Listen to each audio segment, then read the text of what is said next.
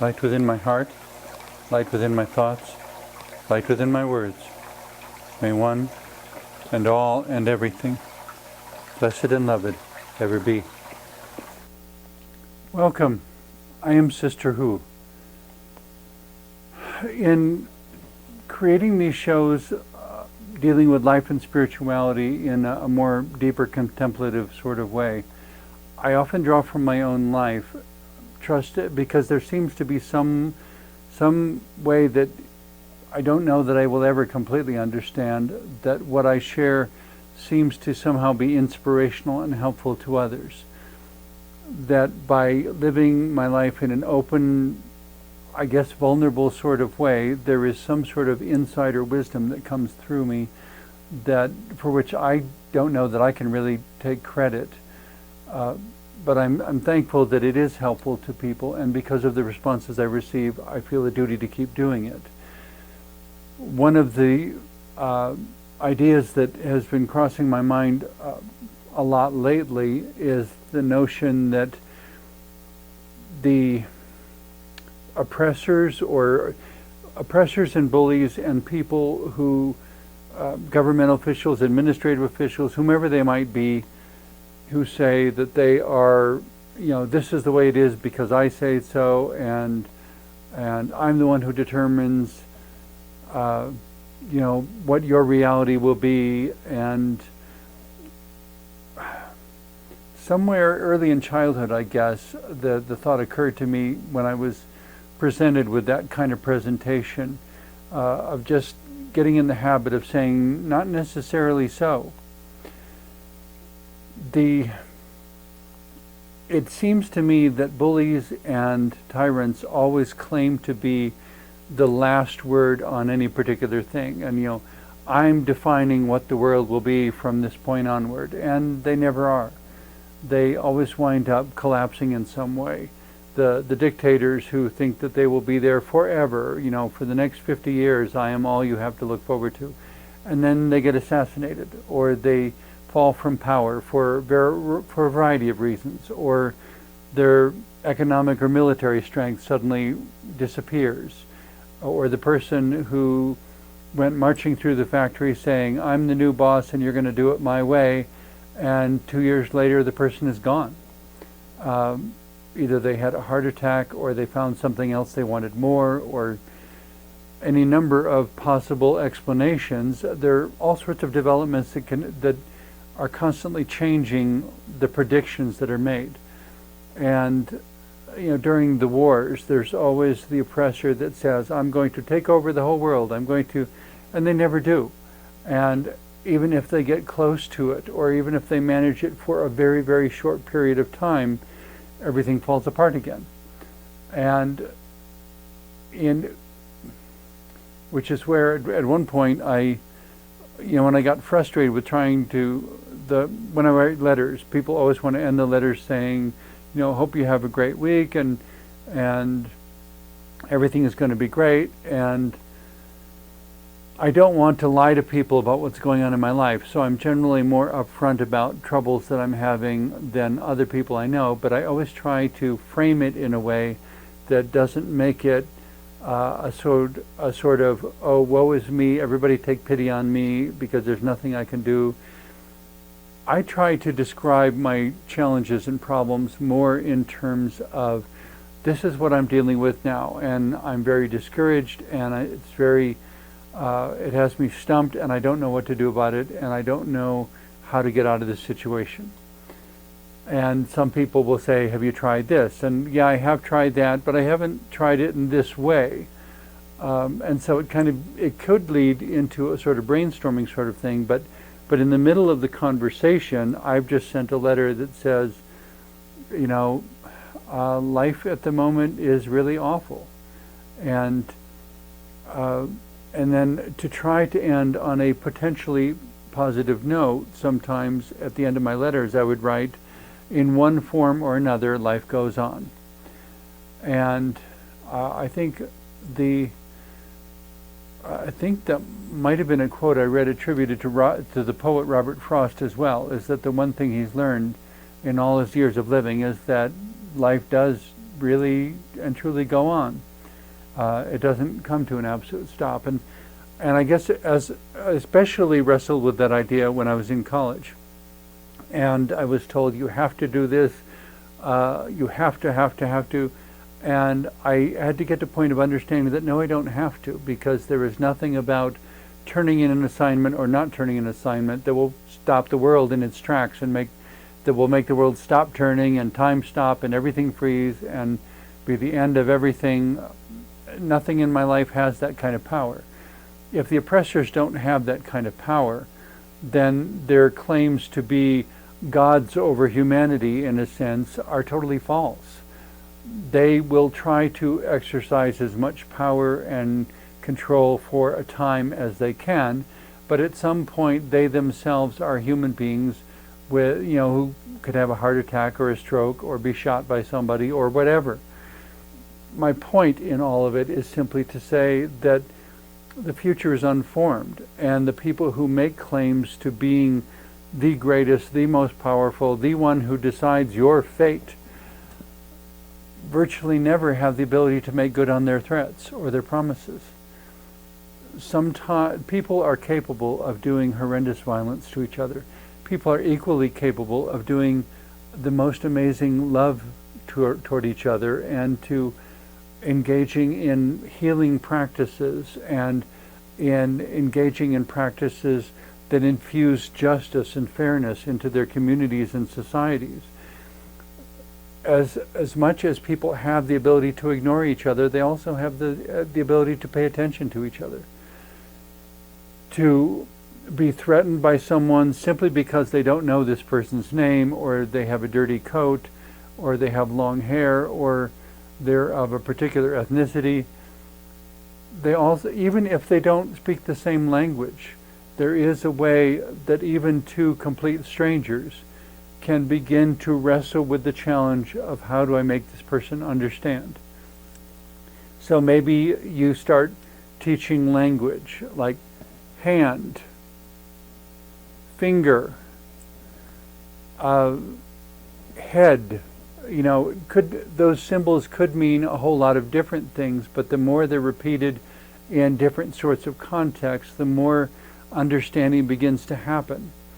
There was a particular episode of Star Trek that I really liked, where it was a man who used sign language, who was deaf and unable to speak, and he was supposedly this incredible peacemaker and mediator, but he was telepathically connected to 3 other people who were his voice. Those 3 people were killed in an accident, leaving him with this impossible situation, and the only way he was able to communicate at all was because Commander Data was able to research sign language and begin to find a common language where he could be an interpreter for this man. In the end, he decided that he would go back to the challenge he'd been given of creating peace between 2 warring people, and the way he would do it is by teaching them sign language, and by learning a common language to speak with him, whom they both valued, because they both wanted an end to the war. They just didn't know how to get there, and so he had to teach each of them sign language, and then they would have a common language between each other also. And in this 3-way conversation that they were going to have over a long period of time, they were finally going to bring peace to these people. And with that peace, a sort of collaboration and mutual respect that would open the door to all kinds of other possibilities. All of these things involve change. Change in our own lives, change in the lives of those we love, change and change all around us, change in the world around us. One of the things that I really struggle with at the present moment is having made choices in the past and entrusted things I valued very highly to particular people who ultimately were not good stewards of them, and the items were damaged or lost. And accepting that at the moment I gave that item or I loaned that item, that I was acting in love, and that it resulted in loss because the person to whom I gave it was not as trustworthy as they appeared. And not to blame myself for the loss, and to accept that circumstances have gone in a direction I did not intend and cannot condone. And perhaps if I had documented everything at the time, there would be other options now, but at the time there was love and trust, and it created an opportunity for loss. The question now is whether that opportunity for loss can be transformed into an opportunity for empowerment. And from a spiritual perspective, one could argue, well, it doesn't really matter anyway, because all of this physicality is just a temporary experience, and we're all going to be together in heaven again anyway. That seems a little too dismissive of the struggle and the pain that's between here and there. At the particular, I suppose just as an illustration, there was a particular dog who I regard as emotionally I regard this dog as one of my children. And I entrusted it to someone who seemed at the time to be trustworthy. Now they are demonstrating a complete absence of trustworthiness, but there's no documentation, and so I can't unwrite the history that has happened, nor can I reclaim custodianship of that dog because of the way things have developed and because the documentation isn't there.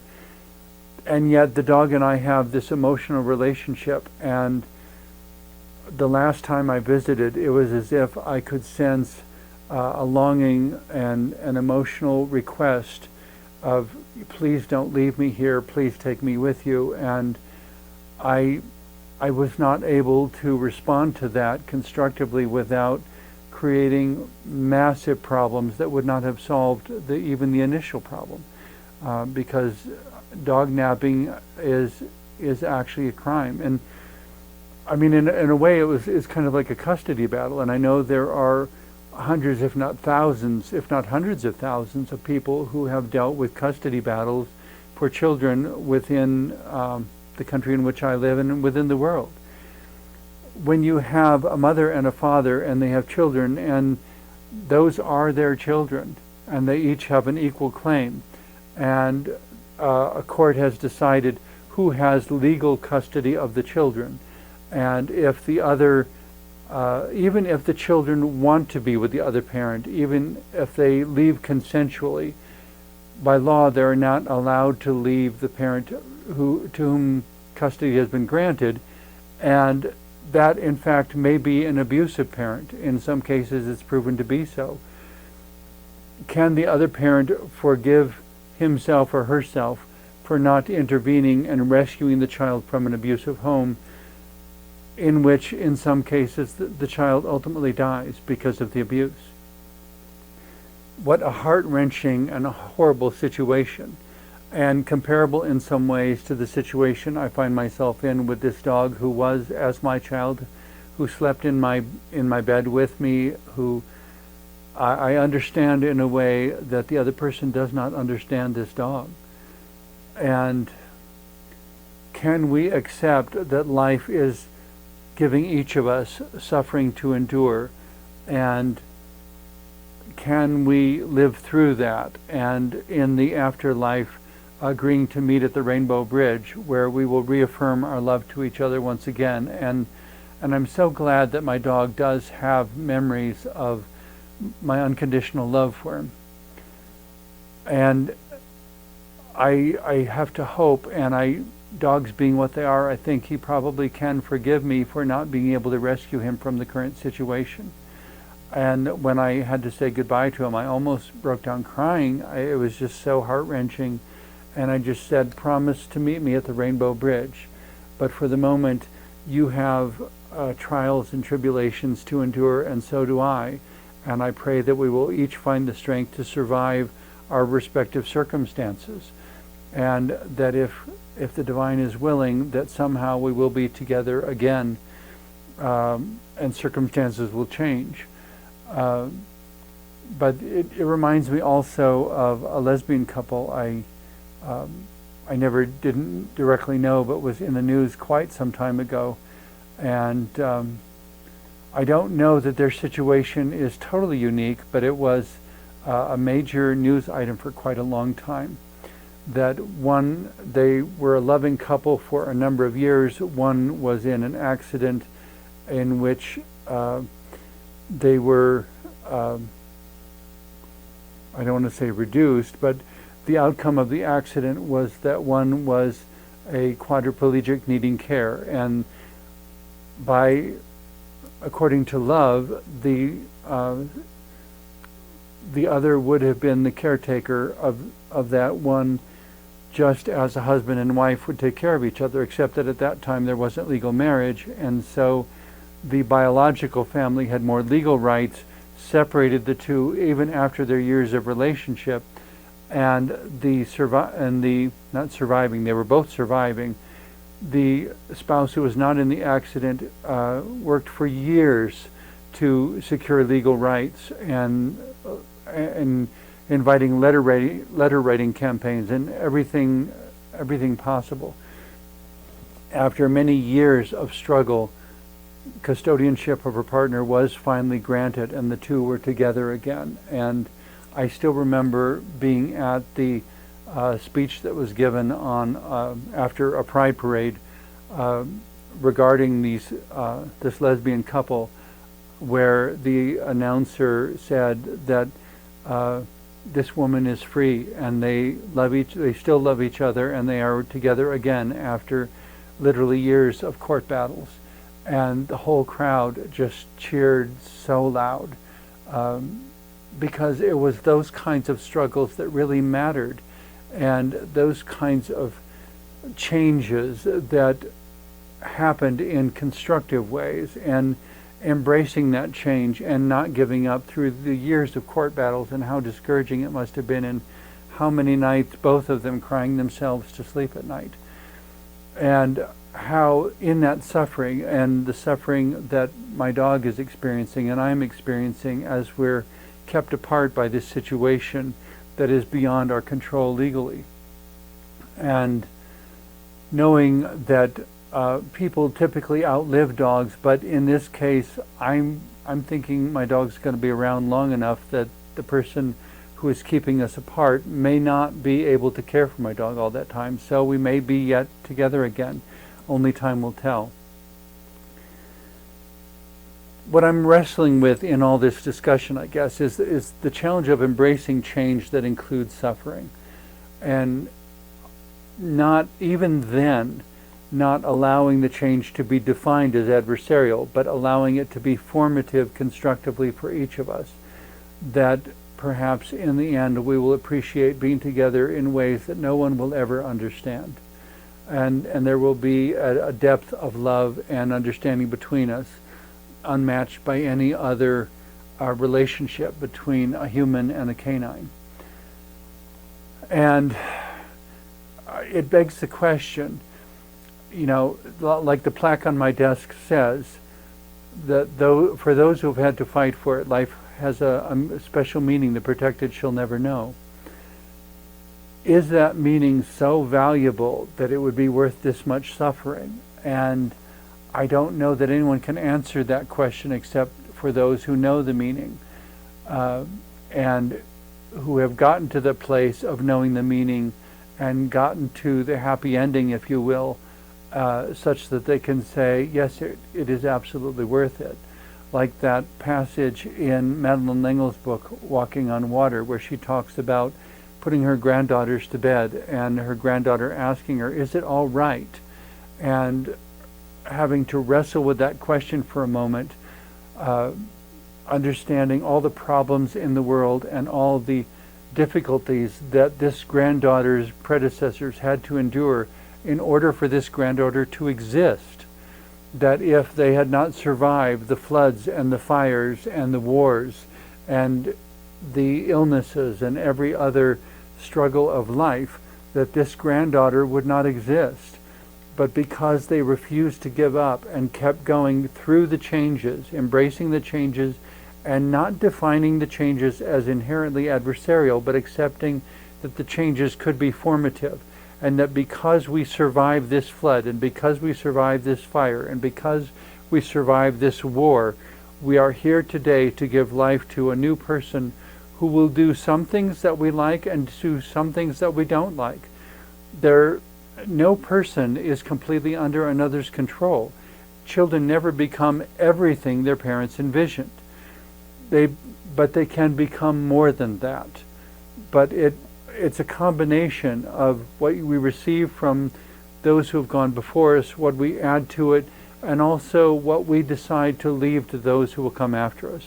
If we decide to leave nothing to those who will come after us, then it is likely that the resources and everything we have amassed in our lifetime will be scattered to the winds like leaves in autumn. And in the springtime, no one will be able to find them ever again, or to say for certain whether they were ever there. Embracing the change constructively and with imagination and intelligence, and using our creativity to say, I don't think anyone's ever tried it this way before. Maybe we should try it that way and give humanity a whole new way of doing something that's been done in only one way for the last 100 years. And maybe there are actually 500 ways to do this, and we're cheating ourselves by not giving new approaches a chance.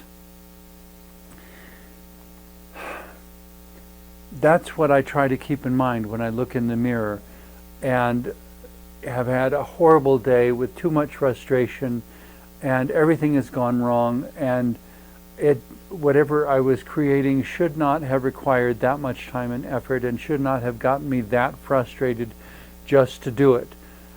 But it did, and the only good thing I can say is that I didn't give up, and that ultimately I did get it done. And that was the thing with that first home that I had at 10,000 feet in the mountains of Colorado.